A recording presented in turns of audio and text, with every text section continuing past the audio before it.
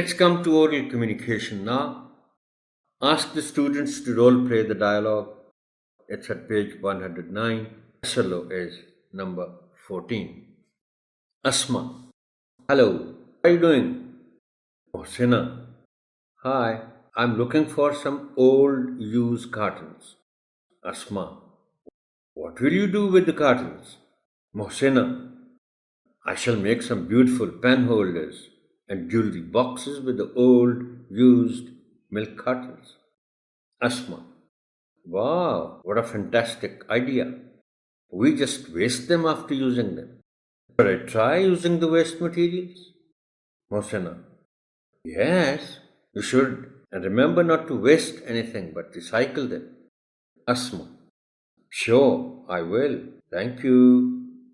Honourable teacher, यहाँ मैं एक और गुजारिश करना चाहता हूँ आपसे कि देखिए, ये हर चैप्टर में तकरीबन शायद एक आध चैप्टर छोड़ के ये जो डायलॉग है ये हर चैप्टर में मौजूद है, और हर मर्तबा इसमें यही लिखा गया है कि ask the students to role play the dialogue. अब ये ऐसा नहीं हो सकता कि आप एक चैप्टर पढ़ा रहे हैं और ये डायलॉग आ गया है तो आप अचानक दो बच्चों को खड़ा करें और कहें कि हाँ जी आप अस्मा बन जाओ, दो बच्चों को खड़ा करें, आप कहें एक अस्मा बन जाओ और एक मोहसिना बन जाओ और ज़रा इसको पढ़ो, डायलॉग रोल प्ले करो। ऐसा मत कीजिएगा। रोल प्ले करने का मतलब ये है कि आपने बेसिकली बताना है बाकी बच्चों को, दो बच्चों की मदद से, कि डायलॉग को रोल प्ले कैसे करते हैं, डायलॉग को कैसे बोलते हैं।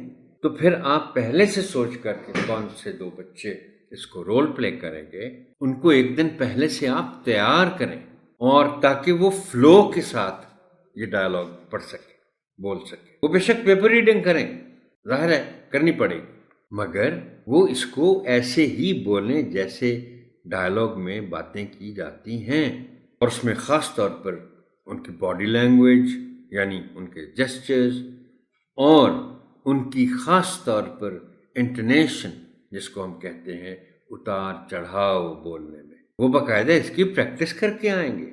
और आप उनका एक सेशन लेंगे अलग से जिसमें आप उनको प्रैक्टिस करवाएंगे ताकि वो अच्छी तरह प्रेजेंट कर सकें dialogue. So please my request is that don't take this role playing of the dialogue easy. तैयारी चाहता है, it needs a lot of preparation every time.